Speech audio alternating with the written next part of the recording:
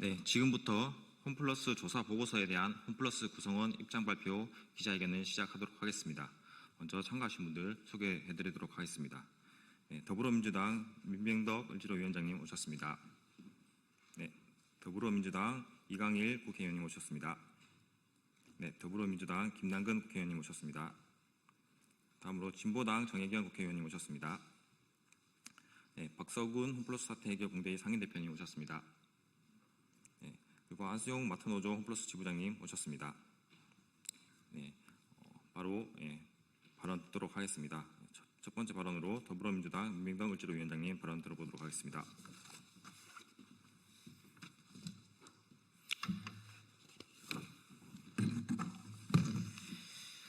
네, 힘 없는 자들의 힘 더불어민주당 을지로위원장 민병덕 국회의원입니다.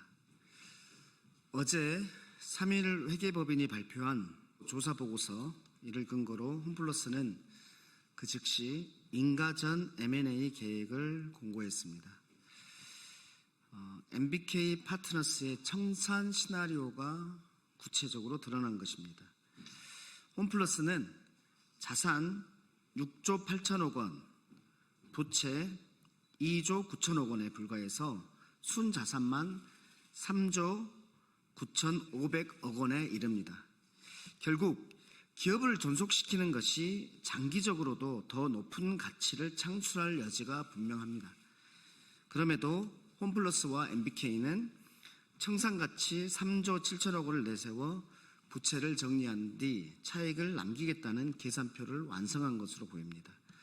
어제 발표된 조사보고서의 내용 중 계속 기업가치 2조 5천억 원과 청산가치 3조 7천억 원을 비교해보면 청산가치가 일견 더 높아 보이지만 이는 부동산, 물류센터 등 핵심 자산의 시장 매각가, 이것을 일시적으로 호가 수준으로 가정한 수치라고 보입니다.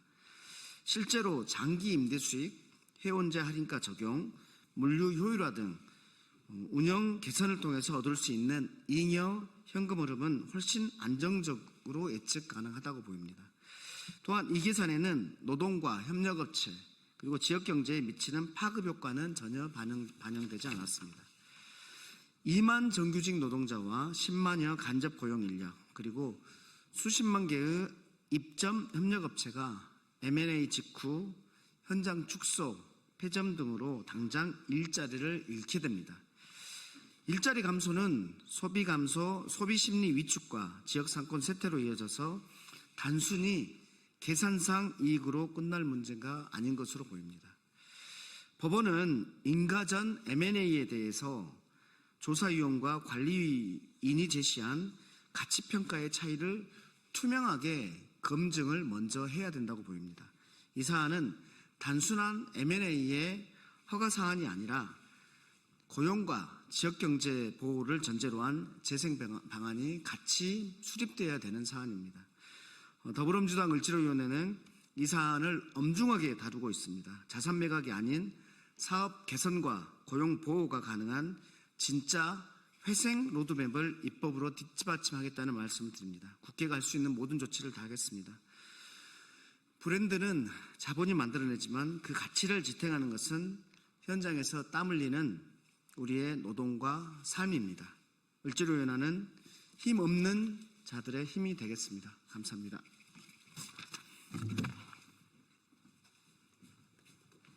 네, 다음으로 이강일 의원님 발언 주시겠습니다. 네, 을지로위원회에서 활동하고 있는 정무위원회 이강일 의원입니다. 홈플러스가 많은 이해관계가 있습니다. 그 중에서 가장 중요한 부분은 역시 노동자들이죠. 이분들의 그 안전성이 해쳐서는 안 될 거라고 생각을 합니다.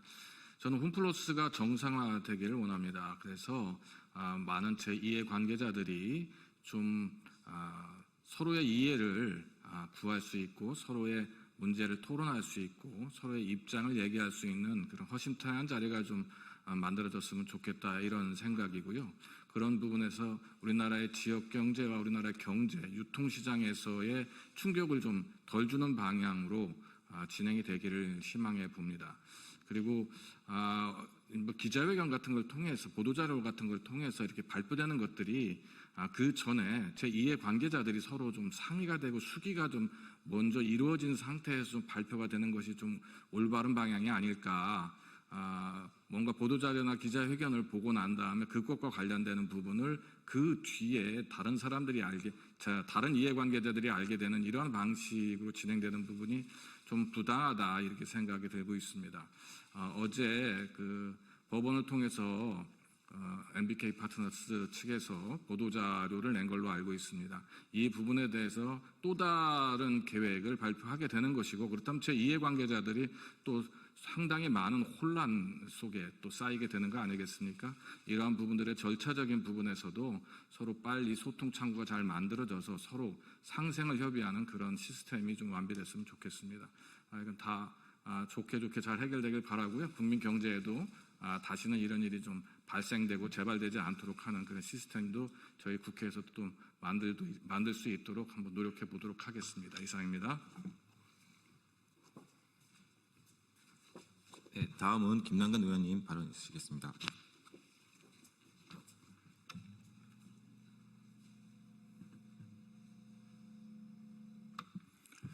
네, 모두가 홈플러스의 존속을 바라고 있습니다.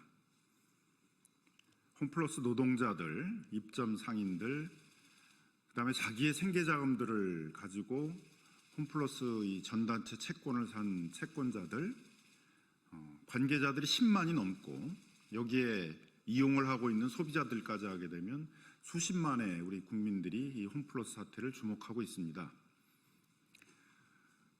그런데 안타깝게도 청산 가치가 존속 가치보다 높다 이렇게 발표를 하고 여차하게 되면 청산을 하는 것들이 더 관계자들에게 유리할 수 있다 이런 충격적인 이제 내용들이 지금 어제 발표가 되었습니다. 하지만 이렇게 많은 이해관계자들이 있고 홈플러스의 존속을 바라는 우리 사회적인 염원이 있기 때문에 아마 법원도 바로 청산을 하는 것보다는 그 인가전 M&A 같은 것들을 통해 가지고 이 홈플러스가 존속할 수 있는 방법을 찾자라고 얘기를 한 것으로 보여집니다. 그럼 정상적으로 이 M&A를 통해서 홈플러스가 존속할 수 있지에 대해서는 많은 부분들이 전제돼야 될 것으로 보여집니다. 일단 이 사태를 일으킨 MBK와 같은 홈플러스에 투자한 그런 투자자들부터가 자기 희생하는 모습들을 보여야 된다고 생각합니다. 적어도 자신들이 투자한 그 2조 5천억이 넘는 돈들에 대해서는 얼마든지 양보하고 포기할 수 있는 그런 자세들이 보여줘야 된다고 생각을 하고, 더 나아가서 이해관계자들인 노동자들, 입점 상인들, 단기채 피해자들 다 설득할 수 있는 준비가 돼 있고 그들을 위해서 더 양보할 수 있는 준비가 되어야 되고, 인수하는 기업들에 대해서도 이런 고용 승계라든가 그 인수 자금을 가지고 시급하게 이 전단체 피해자들의 어떤 채권 변제라든가 납품업체들에 대한 그 납품 채권들에 대한 변제라든가 이런 것들을 우선하겠다라는 그런 모습이 보여줘야만 아마 이 프로세스는 성공할 수 있는 것이 아닌가 이렇게 생각이 듭니다. 신뢰가 무엇보다도 중요한데 안타깝게도 홈플러스과 MBK 측이 보여준 것은 일방적으로 자신들의 계획들을 그 보도자를 통해서 보도를 하고 충분히 사전에 그 이해관계자 단체들이나 국회하고 상의하지 않은 것으로 보여집니다. 앞으로 이런 프로세스에 대해서는 이후에 있어서의 그런 M&A 과정들을 성공시킬 수도 없는 그런 것으로 보여지고, 그래서 국회 차원에서도 좀 더 투명하게 이런 과정들이 운영되도록 하고 충분히 노동조합, 그 입점상인 단체들, 전단체 피해자 단체들 그런 이해관계자들과 충분히 소통할 수 있도록 하고 또 소통하는 그런 기구들을 만들도록 하고 국회 차원에서도 감시 감독을 강화하도록 하고 또 특히 금감원이라는 행정기관들도 그냥 방치하지 않고 이 부분들을 잘 주목해서 관리하도록 그렇게 해서 저희들이 노력하도록 하겠습니다. 특히 그 많은 불안감 속에서 피해들을 호소하고 계시는 그런 노동자들, 입점상인들, 전단체 피해자들과 저희 국회 차원에서도 계속 소통을 하면서 홈플러스가 계속 존속을 해서 이런 많은 이해관계자들의 기대에 부응할 수 있도록 그렇게 관리되도록 저희 노력하도록 하겠습니다. 감사합니다. 네, 이어서 정혜경 의원님 발언 주시겠습니다. 네, 진보당 비정규직 노동자 국회의원 정혜경입니다. 자그마치 10만 명입니다. 지금 10만 명의 국민의 생존이 벼랑 끝에 내몰리고 있습니다. 홈플러스는 건실한 기업이었습니다. 그런 기업이 오늘 매각과 청산 상황에 내몰린 것은 MBK가 과도한 부채를 일으켜 무리한 투자를 감행한 결과입니다. 부채와 이자에 허덕이느라 시장 변화에 따른 투자도 포기했습니다. 결국 MBK가 홈플러스를 위기에 빠뜨린 것입니다. 국회는 이 사태를 절대 자시해서는 안 됩니다. 새 정부도 출범했으니 하루빨리 국회를 정상화시키고 열리지 못했던 홈플러스 사태를 해결하기 위한 청문회를 열어야 됩니다. 국민의힘 윤한홍 위원장님, 하루빨리 청문회를 개최하실 것을 촉구합니다. 사기와 약탈로 점철된 사태의 책임을 규명하기 위해서 나서야 합니다. M&A가 진행된다면 정부가 적극 개입하여 공공적 감시 체계를 마련하고 사회적 대화기구를 통해서 노동자와 지역사회의 참여를 보장해야 합니다. 기업을 돈 버는 기계로 취급하는 것은 구시대적 관점입니다. 돈이 된다면 모든 불법과 편법을 눈감아주는 시대는 지나가야 합니다. 홈플러스는 10만 명의 삶이 달린 공동체이며 고용과 지역 경제를 책임지는 사회적 전제로 보는 것이 선진적 경영관입니다. 정부는 이제라도 MBK의 직접 투자와 자구 노력을 강제하기를 촉구합니다. 저는 이 자리에서 분명히 밝힙니다. 홈플러스를 지키기 위한 싸움은 곧 경제의 정의를 지키는 싸움입니다. 국회는 정부는 그리고 우리 모두는 국민의 편에 서야 합니다. 진보당도 국민과 함께 싸우겠습니다.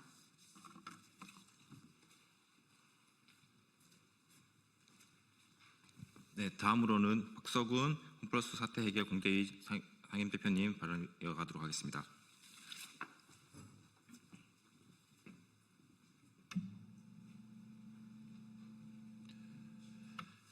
예, 홈플러스 사태 해결 위한 공대위 상임대표로 일하는 박석운입니다. 이 사태를 보면서 다들 느끼는 점은 이 법과 제도의 그 사각지대를 편법적으로 탈법적으로 악용한 그런 먹튀 행각, 그리고 국민 경제를 망가뜨리는 이런 행각에 대해서는 법적 제도적 그 응징이 있어야 된다 이렇게 생각합니다. 그 법적 제도적 응징을 하는 방법은 이렇게 먹튀 행각을 그대로 말하자면 계속할 수 없도록 하는 정부의 적극적인 노력 그리고 규제 필요하다고 생각을 하고요. 그 중에서 가장 중요한 부분이 저는 그 MBK가 홈플러스를 인수할 당시에 그 편법 탈법적 불법적 그런 행각에 대해서 정확하게 수사되어야 된다. 예를 들면 그 차입인수라고 하는 제도는 그 자체로 불법입니다. 그런데 실제로는 차입인수를 했단 말입니다. 그런데 그 점에 대해서 제대로 사법적 응징, 수사 제대로 안 되고 있는 이런 문제가 있죠. 두 번째로 그 단기채 유동성 때문에 그 기업 회생 신청을 하는 그 직전에 그 단기채를 그 발행을 했지 않습니까? 바로 이건 전형적인 사기 이렇게 볼 수 있습니다. 그래서 이 사기 문제와 그다음에 인수 당시의 그런 말하자면 그 불법인 그 차입 인수 LBO라고 보통 이야기하는 LBO가 정당한 그런 그 투자 기법인 것처럼 이야기하지만 실제로는 불법입니다. 실정부사 불법입니다.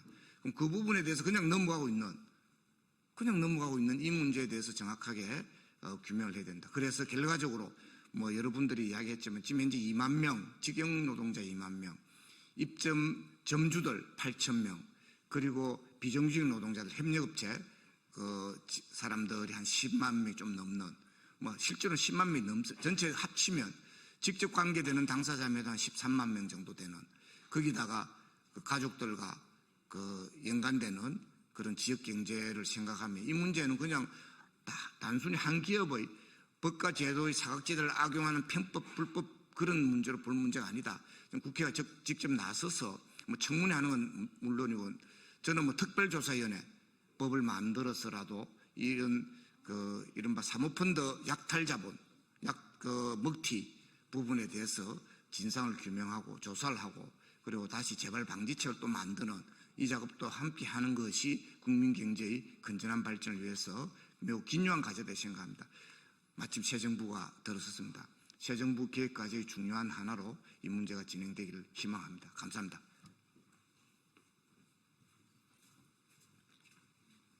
네, 마지막으로 안수영 마트너즈 홈플러스 지부장님의 입장문 발표가 있도록 하겠습니다. 네, MBK는 먹튀 시도를 중단하고 직접 투자로 홈플러스를 정상화해야 합니다. 3일 회계법인은 홈플러스 조사 보고서에서 홈플러스의 청산 가치가 계속 기업 가치보다 더 높게 나왔기 때문에 투자 유치 등 외부 자금 조달 또는 M&A를 통한 외부 자금 투입이 필요하다고 발표하였습니다. 그러나 MBK는 투자 유치 또는 자구 노력을 통한 재정 건전화는 전혀 언급하지 않은 채 오로지 M&A만 언급하고 있습니다. M&A 실패는 곧바로 청산입니다. M&A는 10만의 생존을 걸고 벌이는 도박이고 먹튀의 시도입니다. MBK는 조사 보고서를 핑계 삼아 M&A를 하려고 하고 있지만 이는 진정한 회생이 아닌 투자금 회수를 최우선으로 한 절차일 뿐이며 점포 매각, 사업부 분할 매각, 또다시 사모펀드에 매각하는 방식으로 홈플러스를 완전히 산산조각 내고 손을 터는 명백한 먹튀 시도입니다. 또한 홈플러스의 계속기업 가치가 청산 가치보다 낮게 나온 것은 MBK가 홈플러스를 LBO 방식으로 인수한 이후 막대한 금융 비용 부담을 초래하고 유통사업의 변화에 적절히 대응하지 못한 결과입니다. 홈플러스를 벼랑 끝으로 내몬 책임이 MBK에 있음에도 이를 회피하고 M&A를 통한 탈출을 시도하고 있는 것이 지금 상황의 본질입니다. MBK가 제출한 자료에 따르면 비용 절감을 위해 44개 점포를 폐점하고 2035년까지 단 82개 점포만 운영하겠다는 것을 계획으로 제출하였습니다. 이처럼 아무런 자구 노력 없이 비용만 줄이겠다는 것을 조사보고서 곳곳에서 확인할 수 있으며 홈플러스를 장기적으로 운영할 의지가 없고 오직 법원의 손을 빌려 홈플러스를 청산하고 손털려는 먹튀 행각만이 보일 뿐입니다. 홈플러스를 살릴 수 있는 유일한 방법은 MBK의 자구 노력이고 직접 투자뿐입니다. MBK는 홈플러스를 망친 당사자로서 본분을 다해야 하며 고용 안정과 지속 가능한 사업 운영을 위한 실질적 투자를 최우선으로 단행해야 할 것입니다. 이제는 정부가 나서야 합니다. 투기 자본에 의해 기업이 망가지고 대량 실업 등 엄청난 경제적 파국으로 이어질 수 있는 절박한 상황입니다. 먹튀하고 빠져나간 뒤가 아닌 지금 당장 개입하여 MBK가 직접 투자를 할 수 있도록 책임을 지워주십시오. M&A가 진행되는 경우에도 정부의 직접 개입과 관리 감독이 필요하며 사회적 대화기구를 통한 구성원들의 권리 보장과 M&A 전 과정을 구성원의 개입이 가능하도록 만들어 주십시오. 우리는 홈플러스의 파괴를 막고 수십만 노동자와 지역 경제가 벼랑 끝으로 내몰리지 않도록 끝까지 싸울 것입니다. 감사합니다.